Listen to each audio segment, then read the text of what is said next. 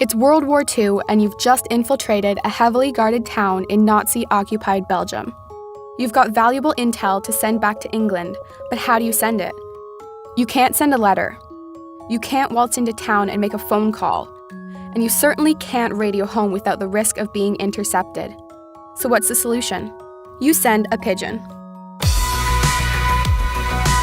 This is Carrier Pigeon, a show about communication through the ages. And today, we're talking about carrier pigeons. I guess it makes sense. Not pigs, pigeons!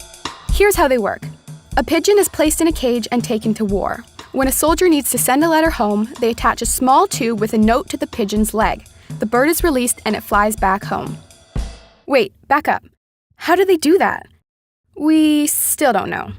Some scientists think pigeons follow Earth's magnetic field. Others believe they use their powerful sense of smell. And some say they use sound to map Earth's terrain. Regardless of how they work, pigeons were used in war because they were reliable. In World War I, 95% of pigeons made it back to headquarters. And that reliability is why they were used so often. Over 100,000 pigeons were used in the Great War. And come World War II, Britain alone deployed over 250,000 pigeons. That's an average of 114 pigeons per day. Pigeons were used for everything.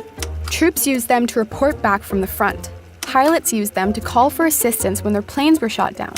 And most interestingly, they were used to spy on Nazis.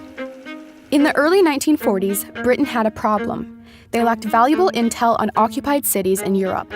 Their solution? Pigeons. Over the next few years, Britain parachuted thousands of pigeons in small cages to enemy-occupied cities.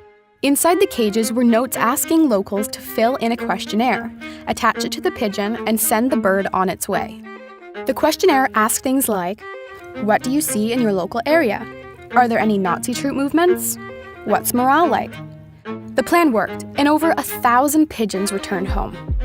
Homing pigeons became so valuable that in England, interfering with pigeons was punishable by up to 6 months in prison.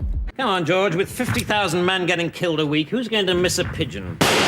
They were so beloved, they were given names, earned medals, and even taxidermied. But unfortunately, the use of homing pigeons was eventually phased out. Britain ended its use of pigeons in 1948, and Switzerland eventually closed its pigeon division in 1996. 1996. The same year Resident Evil came out.